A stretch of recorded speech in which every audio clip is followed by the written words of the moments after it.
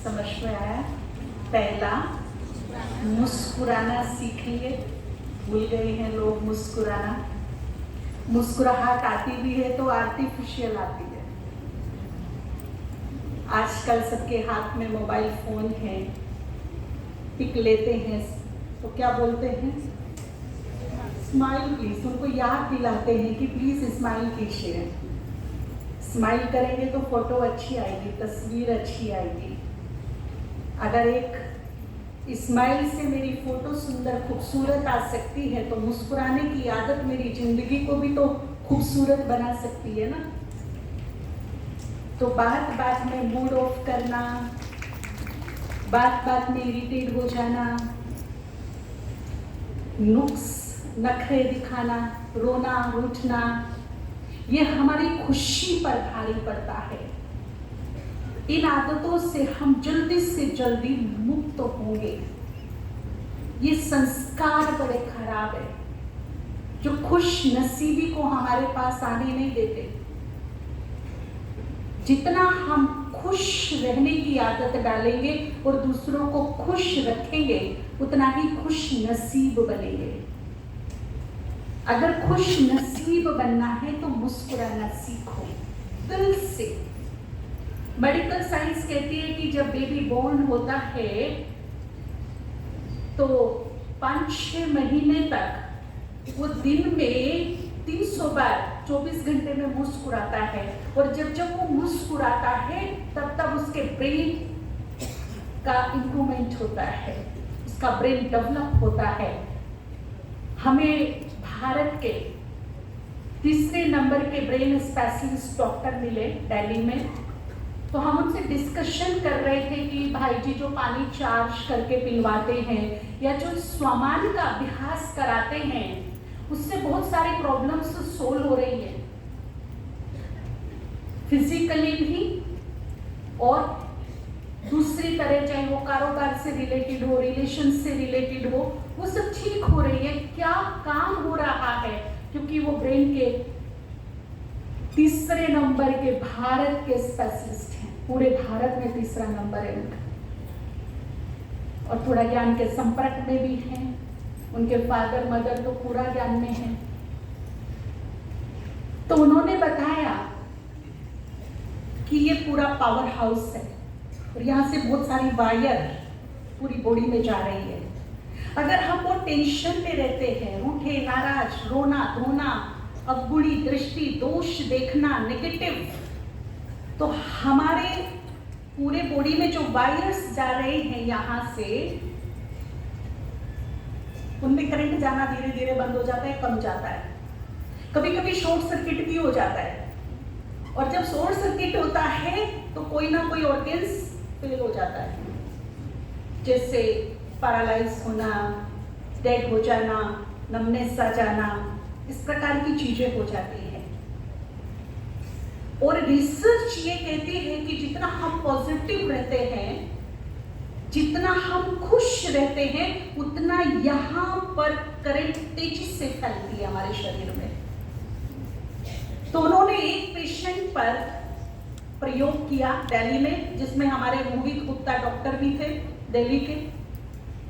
उन्होंने एक ऐसे पेशेंट पर अपना प्रयोग किया जिसका यहाँ से नीचे का जो हिस्सा था पूरा डेड था, और डॉक्टर्स मान चुके थे और बोल भी चुके थे कि ये कभी ठीक नहीं होगा। तो उसका जो माइंड सेट था वो वैसा ही बन गया कि मेरी जिंदगी आगे की ऐसी ही है, मैं कभी भी ठीक नहीं हो सकता। माइंड सेट बना लिया उसने अपना। तो जो हम अपना माइंड सेट बना लेते हैं वैसा ही फिर हमारे साथ होने लगता है। इस पे बड़ी गहरी रिसर्च हुई है साइंटिस्ट की। तो इन 2 भाइयों ने उस पेशेंट के साथ पॉजिटिवली ट्रीटमेंट करना शुरू किया। उसका माइंड सेट पहले तो चेंज किया कि तुम ठीक हो सकते हो। ऐसे बहुत सारे पेशेंट हमने ठीक किए हैं, तुम कोई पहला पेशेंट नहीं हो हमारे पास में। हमने ऐसे पता नहीं कितने पेशेंट ठीक कर दिए हैं, तुम ठीक हो सकते, तुम्हारा विल पावर चाहिए। तो उसका जो माइंड सेट नेगेटिव था उसको क्या कर दिया? पॉजिटिव कर दिया। फिर उनको सिंपल जो ये ताकत का, एनर्जी का ग्लूकोज बोतल होता है ना, ड्रिप चढ़ाते हैं जो डॉक्टर स्लाइन लगाते हैं ना, वो लगाया उसके सामने, वो नॉर्मल था। उसमें एक इंजेक्शन उसके सामने डाला जो ताकत का था और बोला कि ये फॉरेन से इंजेक्शन आया है और 50 से 75 हजार का एक इंजेक्शन है और इस इंजेक्शन से 100% ये केस ठीक हो जाता है।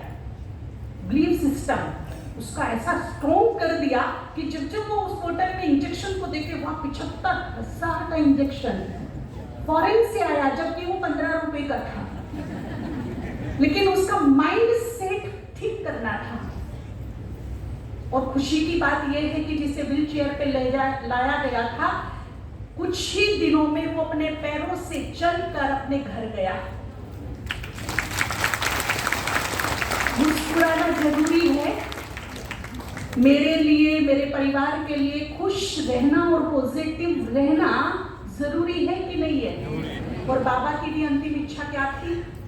बाबा ने कहा, बाप की अपने बच्चों से अंतिम इच्छा है कि बाप का हर एक बच्चा मुस्कुराता रहे। बाबा ने यहां तक कहा, बच्चे तेरा सब कुछ जाता है ना, जाने दो। एक्सेप्टेड, ना हम कुछ लाए थे और ना ही हम, यही मिला यही छूटेगा। ये कटु सत्य है, इसे जितनी जल्दी हम एक्सेप्ट कर लेंगे उतना ही खुश रहेंगे। कटु सत्य है ये। और बाबा हमारा ऐसा एग्जामिनर है जिसने सारे पेपर पहले से आउट किए हुए हैं,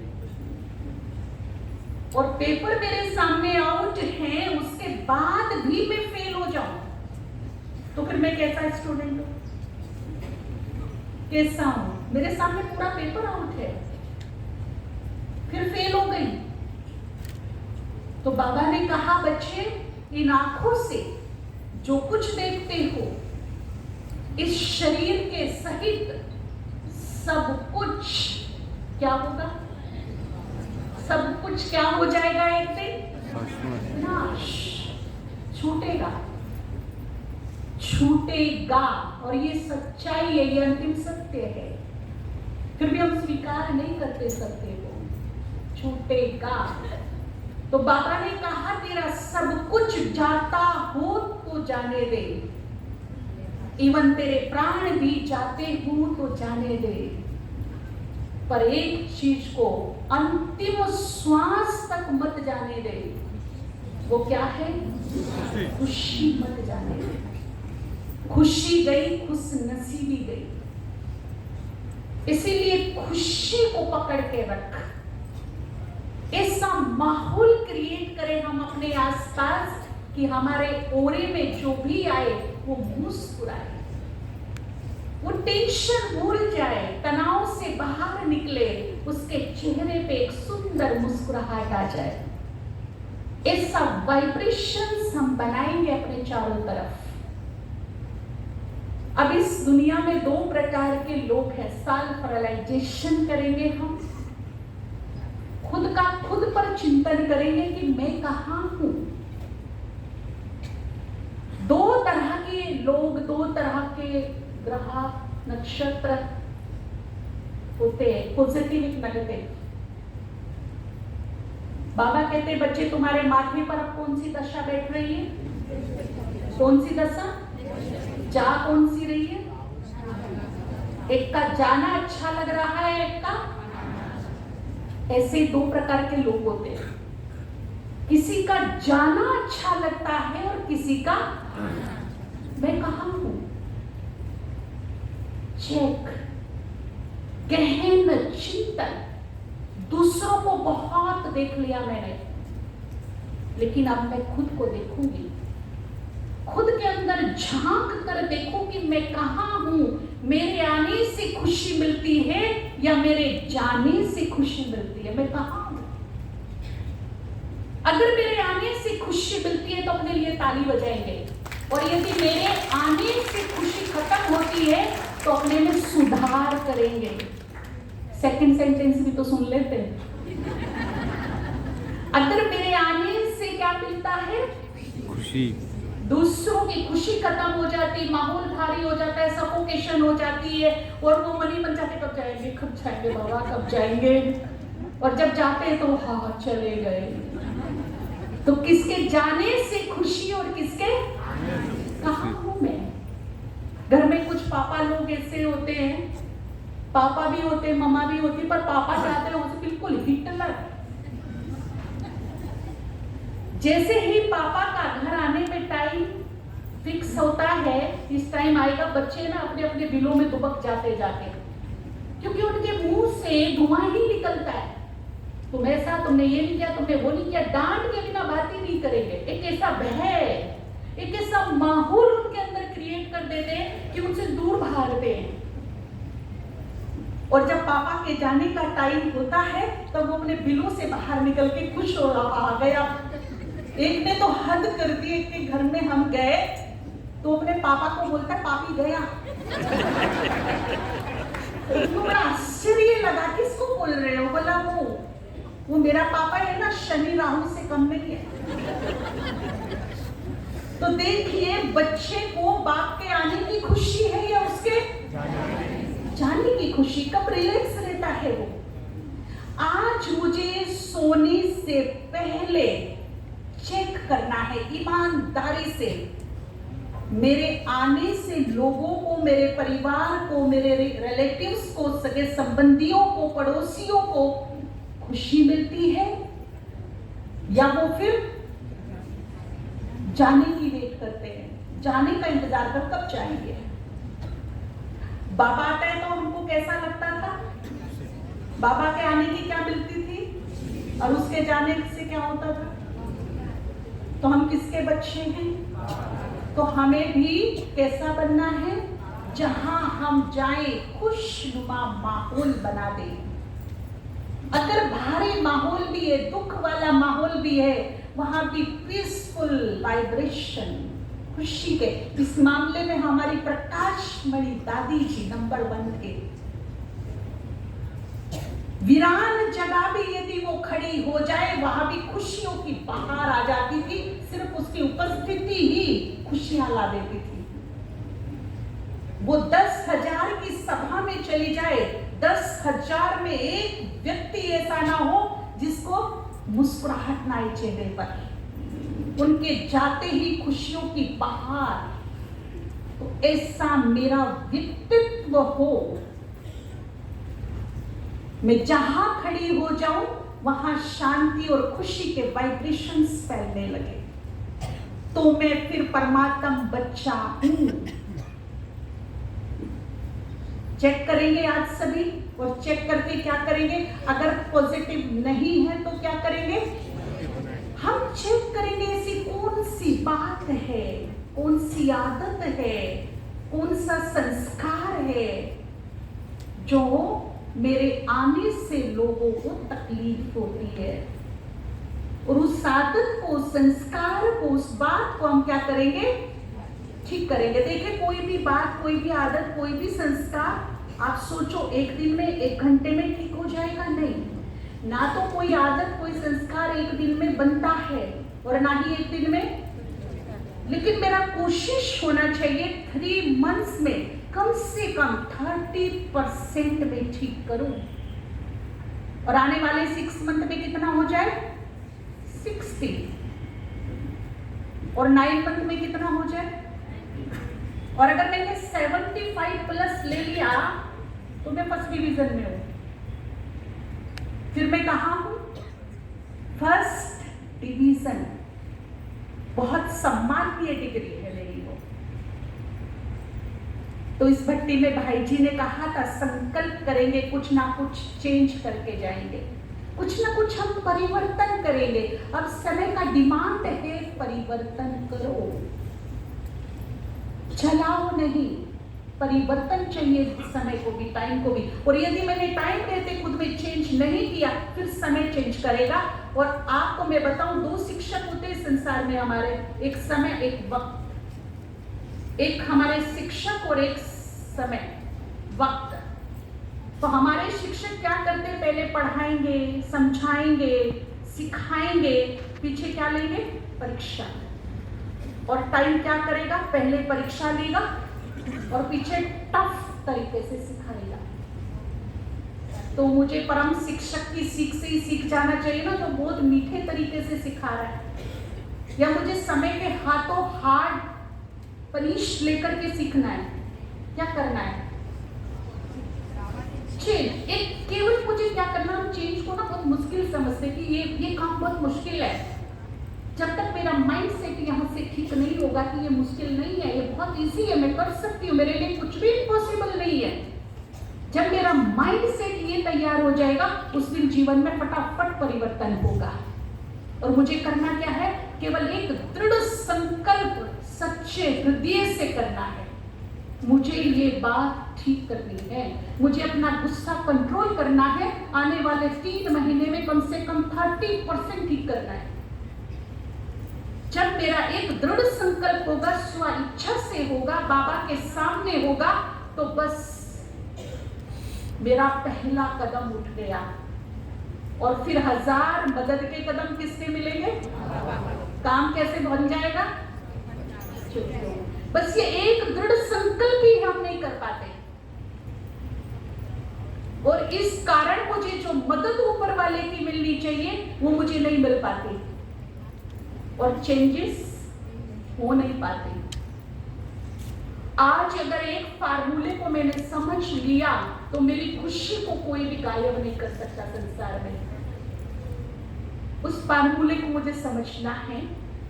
मेरी खुशी गायब तब होती है जब मैं दूसरों से बहुत ज्यादा अपेक्षाएं, उम्मीदें, आशाएं रखती हूँ।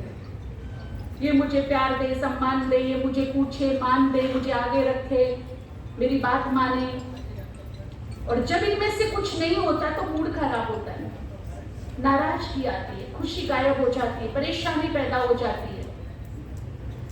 इसीलिए एक सूत्र बनाया गया कि यदि हमें खुशी 100 पे चाहिए तो अपेक्षाएं 0 पर चाहिए। और कलयुग के अंत में सब हमारी अपेक्षाएं पूरी नहीं कर सकते। क्यों नहीं कर सकते? अब वो फार्मूला देखिए। एक भाई जल के मटके से, बड़ा सुंदर सजा हुआ जल का मटका था, उससे जल लेने का प्रयास कर रहा था। उसने कम से कम जल के मटके में 50 बार लोटी अंदर डाली, घुमाया, प्रयास किया जल लेने का, परंतु हर बार लोटी खाली आई। क्या कारण था? कारण क्या था? छेद नहीं था, मटका ठीक था, पानी है ही नहीं था, मटका सूखा था, जल का पात्र अवश्य था परंतु उसमें जल नहीं था। एक बार लोटी घुमाई तभी समझ जाना चाहिए था कि मटका क्या है। बार बार प्रयास मेरा व्यर्थ है। बस यही गलती हमसे हो रही है। बात क्या समझनी है? कलयुग के अंत में हर आत्मा रूपी मटका सूख चुका है। समझ में आती है ये बात? कलयुग के अंत में जो आत्मा है वो खाली हो गई है, जिससे हम कह रहे हैं मुझे प्यार करे। जरा एक बार झांक के देखो कि जो प्यार आत्मा में होना चाहिए ना, वेरी लो परसेंटेज है ही नहीं, ना के बराबर है। जो मैं चाहती हूँ ना कि मुझे सम्मान दे, कभी ध्यान से देखना उसके पास खुद के बेचारे के आत्म सम्मान नहीं, सेल्फ रिस्पेक्ट नहीं हो, मुझे कहां से देगा? खाली है मटका। जिससे मैं चाहती हूँ कि शांति बनाए रखे, शांति। खुद झांक के देखना कि अशांति बहुत है, शांति तो है ही नहीं, खाली है मटका। जिससे मैं लेने की कामना कर रही हूँ उनके मटके खाली हैं, उनका दोष नहीं है, क्योंकि खाली मटका कुछ दे ही नहीं सकता। एक्सेप्ट कर ले हम ये चीज, और ये सच्चाई है 100%। मटके क्या हो चुके? खाली हो चुके, सुख दे बिल्कुल खाली। अच्छा ठीक है, उनके मटके खाली है ना, मैं तो सागर से जुड़ी हूं, नदी से भी नहीं। किससे? शिव कौन है? चलो मेरा भी मटका फुल नहीं है, मैं मानती हूं, पर बूंद बूंद बूंद बूंद आ तो रही है, कुछ तो है, उनसे ज्यादा तो कुछ परसेंटेज है मेरे पास। तो लेने की बजाय क्यों ना मैं इन बूंदों को बांटना शुरू कर दूं? क्या राय है आपकी? जो मेरी कामना है लेने की, दे दे दे दे, अब क्या करना है? ले ले ले। क्यों? क्योंकि सागर से बूंद बूंद बूंद बूंद इधर भर रहा है, और इन बूंदों को जितना मैं बांटूंगी उतना ये बढ़ेगा। कुछ ऊपर से भरेगा, कुछ नीचे से भरेगा, मेरा मटका तो फुल हो ही जाएगा। ठीक है ना? तो आज से अपने जीवन का लक्ष्य क्या रखेंगे? देना। लेने की कामना किसी से नहीं, पर देना भी कैसे? चेहरा देखकर, ये मेरा, इसको दूंगी, ये नौकर है, सर्वेंट है, मेड है, मेरे को रिस्पेक्ट बनता है, अमीर को रिस्पेक्ट बनता है, पद पोजीशन को रिस्पेक्ट बनता है, गेट कीपर को नहीं बनता। देना मतलब क्या? देना देखना है तो आप सूरज को देखिए, एक समान दे रहा है। और यदि हमने पहला पाठ पक्का किया आत्मा का, तो आत्मिक दृष्टि, आत्मिक भाव मतलब समभाव, सबका लिए समान, क्योंकि सब आत्माएं हैं, सब आत्माएं हैं। अपनों को भी देना है, परायों को भी देना है, अमीरों को भी देना है, गरीबों को भी देना है, छोटों को भी देना है। देना ही है मुझे, क्योंकि मेरा काम केवल देना है। और देना मुख देखकर नहीं होता है, देना आत्मा को देखकर होता है। और आत्मा किसी की छोटी बड़ी है क्या? है छोटी बड़ी? समभाव से देना है सबको। कभी है ना, अपने ड्राइवर को अप्रिशिएट कीजिए। जब भी आप गाड़ी में बैठते, क्या थोड़ा देख के चलाना, सारी गाड़ी खराब कर दी, थोड़ा स्पीड ब्रेकर पे धीरे चलाना, झटका मत मार देना, एक्सीडेंट मत कर देना, आंख खोल के चलाना। क्या कर रहे हैं हम? उसकी एफिशिएंसी को दिनों दिन डाउन कर रहे हैं। अप्रिशिएट यदि हम दिल से करेंगे तो हम एफिशिएंसी को राइज करेंगे, बढ़ाएंगे, जागृत करेंगे, और उसके सेल्फ कॉन्फिडेंस को डेवलप करेंगे, कॉन्फिडेंस लेवल को उसके बढ़ा देंगे हम। और जहां कॉन्फिडेंस लेवल और एफिशिएंसी दोनों बढ़ती है, वहां फिर कार्य बहुत अच्छे होते हैं। तो ऐसा बोल करके हमें क्या करना है? उसको डाउन नहीं करना। एक बार मेरे कहने से आपके घर में कोई काम वाली आती है, वो कितना भी अच्छा काम करे, पर मुझे नुक्स निकालने की मैं मालिक हूँ। वो फोनेटिक्स से साफ नहीं किया, अच्छे से साफ कर, पैसा देती हूँ ना, वो काम करती है। कोरोना में पता चल गया होगा, जब मैड नहीं आई थी तो क्या हाल हुआ था? पता उसकी वैल्यू क्या है? जो मैं नहीं कर सकती वो करती है, उसको धन्यवाद बनता है, उसको शुक्रिया बनता है, उसको एप्रिशिएशन बनता है। अगर हमारी सड़कों को झाड़ू लगाने वाले महीने तक नहीं आए तो आप रास्ते में नहीं चल सकोगे। और वो झाड़ू लगाने का काम मेरे बस की बात नहीं है, और जो काम मेरे बस में नहीं है, मैं नहीं कर सकती, उसको दूसरा कर रहा है तो वो मेरे से बड़ा है। उसको सलाम बनता है, उसको धन्यवाद बनता है, उसको शुक्रिया बनता है, उसका पीठ थपथपाना बनता है, ना कि उसको काम करना बनता है।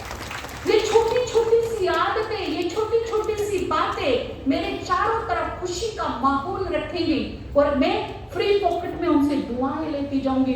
अच्छा, किसी का, मेरे ऐसे व्यक्ति का, कभी देखिए, कभी आप अप्लाई करके देखिए, सड़क पे कोई झाड़ू लगा रहा है ना, आप उसे प्यार से मुस्कुराइए, कहिए भैया धन्यवाद, आप इतना बड़ा काम करते हो ना जो हम नहीं कर सकते, शुक्रिया भैया, आप इतना साफ सुथरा रखते हो।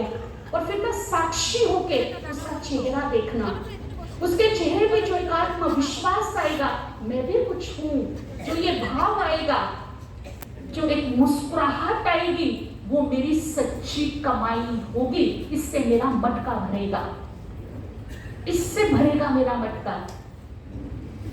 आज तक मैंने धुतकारा, खुशियां छीनी, आज मैं क्या करूंगी? गले लगाना सीखूं। मुझे मोदी जी की माँ की एक बहुत अच्छी बात लगती है। जब मोदी जी छोटे थे तो उन्होंने अपनी माँ से कहा, माँ कचरा वाला आया है कचरा उठाने के लिए। तो माँ ने उत्तर दिया, बेटा कचरे वाले तो हम है, वो सफाई वाला आया है। कचरा तो हमने इकट्ठा किया ना पूरा दिन, वो क्या करने आया है? तो कचरे वाले तो हम है, वो कौन है? अपना एटीट्यूड चेंज करेंगे, दृष्टिकोण चेंज करेंगे, और ये एटीट्यूड दृष्टिकोण चेंज होते ही हमारे जीवन में पॉजिटिविटी आ जाएगी, खुशहाली आ जाएगी, खुशहाली आ जाएगी। हम खुद भी खुश रहेंगे और दूसरों को भी क्या करेंगे? खुश रखेंगे। माता रोज भोजन बनाती है, 1.5-2 घंटे लगाकर, शारीरिक क्षमता लगाकर, दिमाग की एनर्जी लगाकर दिल से भोजन बना रही है। आज भोजन थोड़ा ऊपर नीचे हो गया, मुस्कुरा करके भगवान का प्रसाद समझ के, मीरा तो विष पी गई थी, ये विष तो नहीं है ना। अन्न का सम्मान करते हुए, अन्नपूर्णा को धन्यवाद करते हुए उसको स्वीकार करिए और कहिए बहुत अच्छा बना है, बहुत अच्छा बना है। कुछ तो ऐसे होते हैं कि खा के और चल देते, एक बार शुक्रिया, थैंक यू, बहुत अच्छा बना, ये भी नहीं बोलते। तो क्या होता है? एफिशिएंसी डाउन होने लगती है करने वाले की। और आप अप्रिशिएट दिल खोल कर करिए।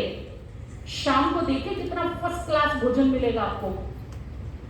ये एक ऐसा सीक्रेट है। अच्छा, हम आरती, भक्ति, बाबा के गीत, गाने, भजन, इसमें भगवान की क्या करते हैं? क्या करते हैं भगवान को? इसमें महिमा, अप्रिशिएट, यही करते हैं ना। अगर अप्रिशिएट करके, गुणगान करके, महिमा करके भगवान को राजी किया जा सकता है तो इंसान को नहीं? हाँ या ना? अगर मुझे खुशहाली चाहिए मेरे परिवार में तो मुझे क्या करना होगा? हर एक को अप्रिशिएट करें, हर एक को। भले मैं समझती हूँ कि उसके अंदर चलो कुछ ऐसी चीजें होती हैं कलयुग के अंत में कि 99% वो रॉन्ग है, आदत ठीक नहीं, संस्कार ठीक नहीं, गलत है। पर बाबा की एक बात सदा ध्यान रखना, अंतिम आत्मा में भी एक क्या होगा? गुण होगा। आप 99 को छोड़ दो। अगर मुझे उसमें चेंजेस लानी है, अपने जीवन को खुशहाल बनाना है, परिवार में खुशहाली लानी है, आप 99 को छोड़ दो। क्या करो? एक गुण पर फोकस कर दो और कम से कम दिन में 5 बार उसको अप्रिशिएट करो। तुम में ना ये जो गुण है ना, ये जोरदार है, ये गुण बहुत अच्छा है, तुम्हारे अंदर ये क्वालिटी बड़ी बढ़िया है। 5 बार उसको अप्रिशिएट करो, उसकी स्मृति को पॉजिटिव करो। इससे क्या होगा? उसकी एफिशिएंसी, कार्य क्षमता बढ़ेगी, सेल्फ कॉन्फिडेंस बढ़ेगा और पता चलेगा कि वो एक गुण 10 गुणों को और ले आया अंदर। और मैं क्या करती हूँ? एक गुण छोड़कर 99 अवगुणों पे फोकस रखती हूँ, 99 अवगुणों पे फोकस रखती हूँ। और होता क्या है इसके पीछे का एक सीक्रेट? जितना मैं अवगुणों को चिंतन करूंगी, देखूंगी, उसकी बात करूंगी, मुझे पता भी नहीं चलेगा कि वो अवगुण उसके थे मेरे अंदर कब आ गए, क्योंकि मेरा बहुत ज्यादा अटेंशन उस सब गुण को अपने अंदर ले लेगा। और यदि मैं किसी के गुणों पर अटेंशन देती हूँ, फोकस करती हूँ, किसी की क्वालिटीज की बात करती हूँ, किसी की योग्यता पर विचार करती हूँ, एक दूसरे से चिंतन मनन करती हूँ, तो भले वो योग्यता, वो टैलेंट, वो गुण मेरे पास नहीं है, पर थोड़े दिन में पता चलेगा मेरे पास भी है। तो मैं जिस पे ज्यादा फोकस करूंगी वो चीज मेरे अंदर भी आ जाएगी।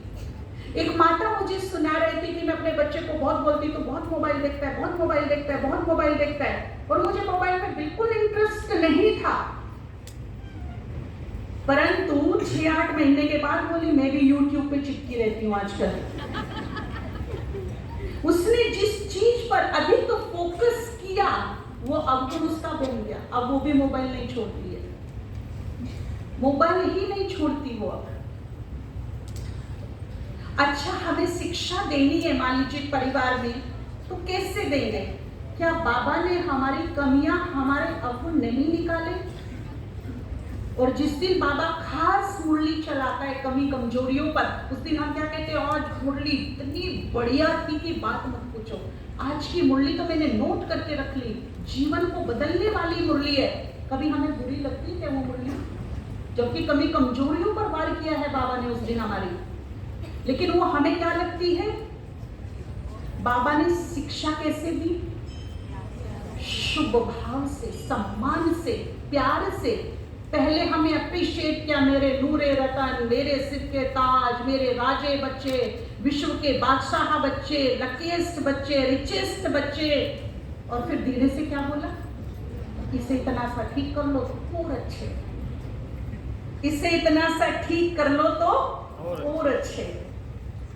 फील हुआ कि कब वार कर दिया है? हमारा तरीका क्या होता है एक्चुअली?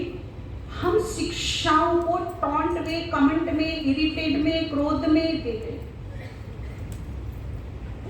उसको हम घायल कर देते पहले, तो उसकी लेने की क्षमता नहीं रहती। एक बार हम ऊपर खड़े थे, नीचे एक भाई था, उसने कहा गाड़ी की चाबी दे दो, तो मैं भाग के गई और गाड़ी का पूरा एक उसमें रूम की, गाड़ी की बहुत सारी चाबियां थी, मैंने ना ऐसे पकड़ा, वो भाई ना ऐसे बच गया। कहता बहन जी मैंने देने को बोला है, फेंकने को नहीं, फेंकने को नहीं, फेंकना नहीं, दो दो। उस दिन मुझे क्लिक हुआ, फेंकने में और देने में अंतर होता है।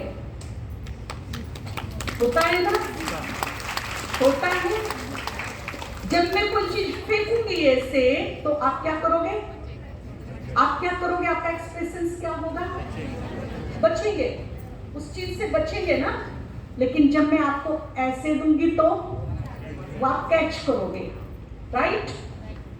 हमारे शिक्षा देने का तरीका कैसा होना चाहिए? देने वाला कि फेंकने वाला? अगर हम रफ ढंग से शिक्षा दे रहे हैं तो मतलब हम क्या कर रहे हैं? और यदि हम स्वभाव से, सम्मान से, रिस्पेक्ट से, अपनेपन से समझा रहे हैं तो हम क्या कर रहे हैं? और यदि फेंकेंगे तो क्या होगा? लेंगे वो हमारी शिक्षा, क्या करेंगे?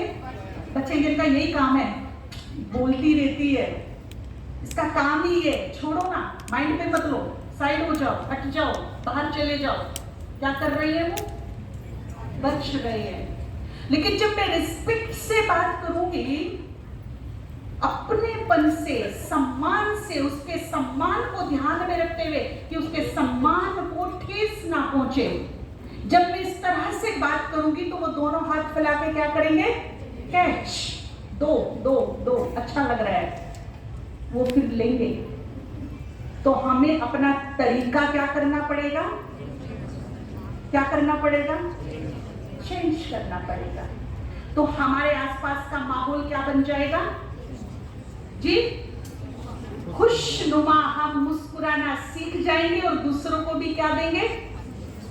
खुशियां दे पाएंगे। ठीक बात है। अब दूसरी बात है, मुस्कुराने के बाद शुक्राना।